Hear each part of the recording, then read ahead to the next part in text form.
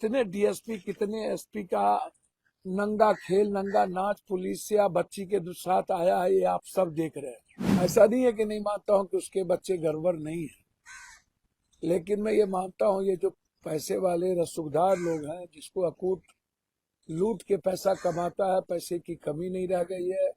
पैसे कमाने के बाद और गलत आदतों के बाद वो क्या करेगा। बिहार की राजधानी पटना में हुए नीट छात्रा के साथ रेप और मामले को लेकर अब परतें खुलकर सामने आ रही है। ये खुलासा हो रहा है कि आखिर उस बच्ची का गुनहगार कौन है, और ये खुलासा कहीं और से नहीं बल्कि बच्ची के खुद के द्वारा लिखी गई डायरी से हो रहा है।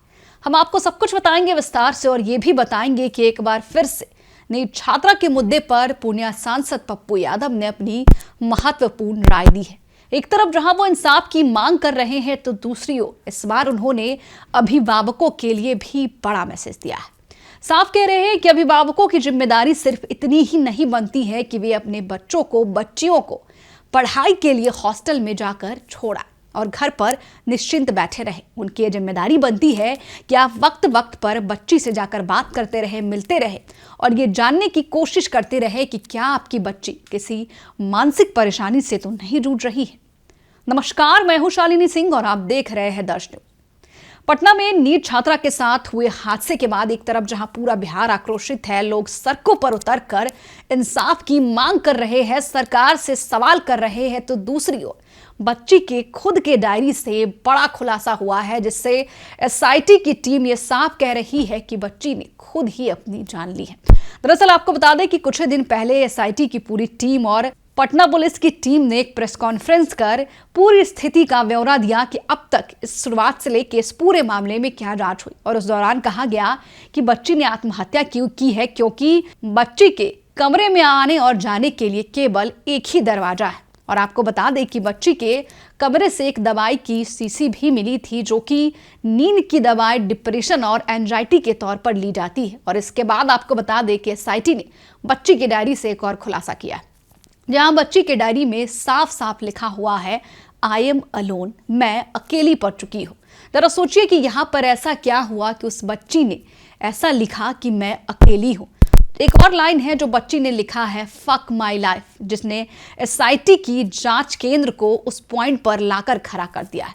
लेकिन इन तमाम खुलासों के बीच पूर्णिया सांसद पप्पू यादव ने अपना महत्वपूर्ण राय रखा है, और इस बार इंसाफ की गुहार के साथ साथ वो अभिभावकों को भी मैसेज दे रहे हैं। क्या कुछ कह रहे हैं, सुनिए। पॉजिटिवनेस भी है, निगेटिविटी। आप जिधर हमारे बच्चे बच्चियों को ढालना चाहिएगा वैसे ढल जाएगा। अनुशासन जितना सख्त होगा, कानून जितना लागू होगा, हमारे भीतर में एक इकबाल होगा, एक डर होगा। मैं चाहता हूं कि एक डर हो, एक इकबाल हो हर कीमत पर। मेरी इच्छा है कि हर परिस्थितियों में गलत आदमी के मन में एक डर और भय रहना चाहिए, और हमारे बच्चों के भीतर भी डर होना चाहिए कि हम कोई गलत स्टेप ना लें। और माता पिता को भी चाहिए कि उनकी दोनों आंख खोल के अपने बच्चों के उस उम्र तक, जब तक हमारे बच्चे खुद आत्मनिर्भर नहीं बनते हैं, तब तक उनकी नजरें अपने बच्चों पर है। आप ये जिम्मेदारी से नहीं मुकर सकते हैं कि हमारे बच्चे कोटा चले गए, दिल्ली चले गए और मैं स्वतंत्र हो गया। ये सही नहीं है। आप जहां भी रहिए अपने बच्चों पर अपनी निगाहें रखिए। मैं हॉस्टल के मामले में जानता हूं, मैं कई बार कहा हूं कि आपको एक मर्यादा, एक संस्कृति का ध्यान रखना पड़ेगा, मूल्यों का ध्यान रखना पड़ेगा। यदि हम ध्यान नहीं रखते हैं तो ये सही नहीं है। हमारी परंपराएं हैं, हमारी संस्कृति है। मैं फिर कह रहा हूं कि दोस्त होना गलती नहीं है, वो रहेगा, वो रहना भी चाहिए, वो स्वाभाविक, वो हमारे जीवन का वैज्ञानिक आध्यात्मिक दर्शन भी है, और हमें उसको गलत नहीं मानना चाहिए। दोस्त, अच्छा दोस्त गलत नहीं होता है। क्लासमेट होता है, लड़कियां होती हैं, बच्चे होते हैं, लड़के होते हैं, जीने मुस्कुराने के लिए सब कुछ होता है।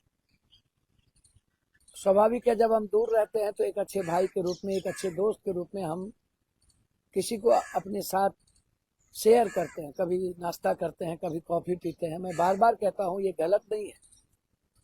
मैं यह भी कहता हूँ कि आप प्यार और प्रेम करना भी गलत नहीं है। मैं बहुत इस मामले में मैं बेतुकी बात नहीं करूंगा कि बच्चों पर इस तरह के अंकुश या इसी तरह की बातें, लेकिन जब हम पढ़ने जाते हैं तो हमें इस बात का जरूर ख्याल रखना चाहिए कि हमारा अपना भविष्य है और आने वाले समय में हमारे भी परिवार है।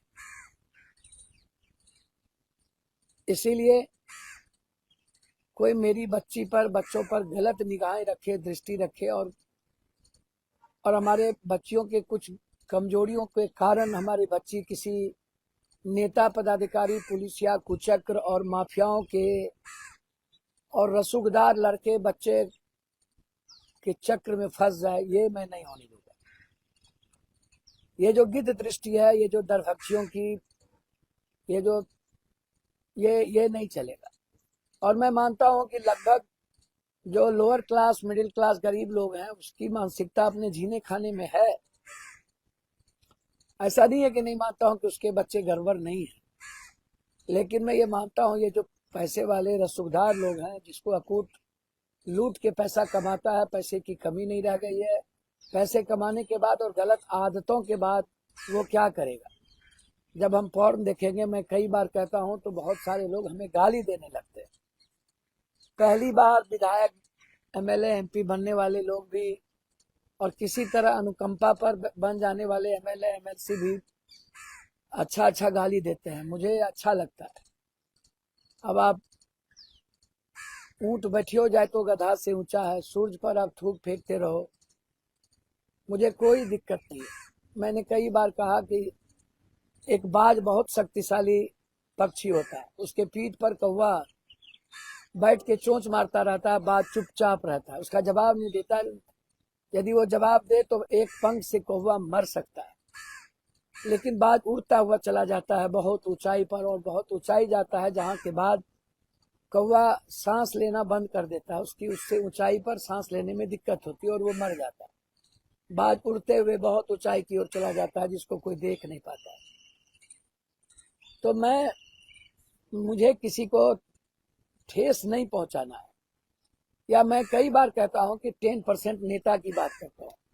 बहुत देर आए दुरुस्त आए, सरकार ने कल एक कानून लाया, लॉ लाया, जो पप्पू यादव की लड़ाई थी कि हॉस्टल में सीसीटीवी, वार्डन, ये और वो, पुलिसिया वेरिफिकेशन, कोई मर्द नहीं जाएगा, कोई जेंट्स नहीं जाएगा, उसके लिए अलग ऑफिस होंगे। तो एक नया संशोधन लाया है, इसके लिए मैं धन्यवाद देता हूं कि इसमें हम सब लोग, जो लोग लड़े, और ये मेरी लड़ाई थी, मैं व्यक्तिगत कर रहा हूं, इस पर कभी कोई चर्चा नहीं हुई, और ये जीत बिहार के बच्चे और सबकी है। इसको और मजबूती से हम इम्प्लीमेंट करवाएंगे। लेकिन जब मैं कोई बात करता हूं कि कैसे बचेंगे, हमारी संस्कृति, हम हमेशा कहते हैं कि कानून बनाने वाले, कानून चलाने वाले, और जिसके कंधों पर बड़ी जिम्मेदारी है, वो सबसे सर्वश्रेष्ठ है, जो चुने हुए जनप्रतिनिधि हैं, जो सरकार है। यदि वो मजबूत हो जाए, जैसे पंजाब में रिवर थे, या आप चले जाइए त्रिपुरा, मानिकचंद सरकार को याद कीजिएगा तो आपको समझ में आएगा। दुनिया आदमी ही चेंज करता है। मैंने 2 दिन पहले भी कहा कि बाय द वे, किसी दिन हमारी सरकार या मेरे स्वभाव से कभी मेरे साथ से कोई सरकार बनी, मुझको नहीं पता क्या होगा भविष्य में, क्योंकि लोग भविष्य की बात अभी ही करने लगते हैं। यदि कभी हुआ तो निश्चित रूप से मैं रात के 2 बजे लगभग सभी प्राइवेट हॉस्पिटल और प्राइवेट स्कूल को सरकारीकरण कर दूंगा, उसमें उसकी भी हिस्सेदारी होगी। लेकिन प्राइवेट स्कूल और प्राइवेट हॉस्पिटल, जैसे इंदिरा जी ने सभी बैंकिंग का निजीकरण किया था, सरकार के साथ कर दिया था, और सभी राजघराने को उन्होंने पूरी की पूरी, सरदार पटेल ने जिस तरीके से भारत के साथ मिलाया, भारत के संविधान और भारत की परंपराओं के मुताबिक, वह कठोर निर्णय थी, लेकिन वह निर्णय आम आदमी के बैंकीकरण का, जो निजीकरण था, उसको आम आदमी के लिए बनाया गया, वो सही था। लेकिन फिर मैं आपको कह रहा हूं कि ये गंदगी शुरुआत ऊपर से होती है। कल पुलिस ने जिस तरीके से प्रेस कॉन्फ्रेंस किया है उसकी क्या जरूरत थी? मुझे समझ में नहीं आया। इतने दिनों के बाद पुलिस कहती है हाँ मैंने स्पर्म मिले। पुलिस का कहना है कि स्पर्म मिले,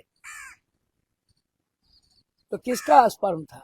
भाग गए। पुलिस से पूछा गया तो वो भाग गए। जब आपने सीबीआई इंक्वायरी दे दिया तो क्या कहना चाहते थे? आपसे एक तो आपने सभी पत्रकार को लोगों को जाने नहीं दिया कि इसका रजिस्ट्रेशन नहीं है, ये मान्यता प्राप्त पत्रकार नहीं है। जो लोग आपसे पूछेंगे वो मान्यता प्राप्त नहीं होगा, उससे आप भागते हैं और आप हमेशा पुलिसिया जुल्म करते हैं, पुलिसिया अंदाज में बात करते हैं। सबका एक दिन आता है, कोई बचता नहीं है, सबकी खबर है, घर घर की कहानी है। यदि किसी को यह लगता है कि आप सुपर पावर हो गए हो या आप बिल्कुल अंतिम व्यक्ति हो, तो कहीं न कहीं कोई न कोई घटना से नहीं बचोगे। चाहे वो एसपी हो, डीआईजी हो, आईजी हो, चाहे कोई नेता हो। आप अपने को नॉर्मल रखिए और विनम्र रखिए। कोई भी हम हो या कोई संस्था की आलोचना करता है, व्यक्ति की नहीं। यदि अभिनव जी आपको लगता हो या पटना एसएसपी साहब कार्तिकेयन जी आपको लगता हो कि पप्पू यादव की आलोचना व्यक्तिगत है, तो मैं तो आपको ईमानदार भी कहता हूँ, मैं डीजी साहब को ईमानदार भी कहता हूँ। लेकिन ईमानदारी का मतलब सिर्फ लेना देना नहीं है। ईमानदारी का मतलब पैसा ही नहीं है। ईमानदारी का मतलब जाति के जहर में भी यदि मैं इन्वॉल्व हूँ तो मैं ईमानदार नहीं हूँ। यदि मैं सच बोलने की हिम्मत नहीं रखता हूँ और किसी सरकार से प्रभावित हो जाता हूँ तो मैं ईमानदार नहीं हूँ। मैंने कई बार इस बात को कहा कि ईमानदारी का मतलब है कि होल कैरेक्टर, होल आचरण, होल चरित्र। मुझ में भी कोई खामियां हो सकती है, मैं भी इंसान हूं, मैं कोई भगवान नहीं हूं। लेकिन मेरी कोशिश होती है गलतियां एक बार हो, दोबारा नहीं हो। मेरी यह भी कोशिश होती है कि हमें बचना चाहिए हर उन चीजों से जो जिसके कारण दुनिया हमें वाच करती है और वो हमें ही गलत रास्ते की ओर जाना पर मजबूर न करना पड़े। मैं फिर कह रहा हूं कि मुझसे कभी बड़ी गलतियां नहीं हो सकती। मुझसे कोई जाने अनजाने में कोई भूल हो जाए वो अलग बात है, लेकिन गलतियां नहीं होगी। मैं आपको सच कहता हूं, मैं आपका आलोचक नहीं हूं, मैं आपका अच्छा मित्र हूं। आप हमें अपना आलोचक और दुश्मन नहीं मानिए। सरकार की आलोचना वैचारिक मैं करता हूं, करता रहूंगा, चाहे मुझे मरना हो, कोई मार दे, मैं माफियाओं की आलोचना करूंगा। क्योंकि उनका जो माफिया और अपराधी और रसूखदार लोगों का कैरेक्टर सिर्फ लोगों को नीचे दिखाने का और अपने ताकत से रौंदने का होता है। वो अपने रसूख से समाज को गंदा करता है, वो गंदे आदमी है। मैं ये नहीं कहता कि पुलिस गंदे है, लेकिन पुलिस के आड़ में कुछ व्यक्ति गंदा हो जाता है करते हुए।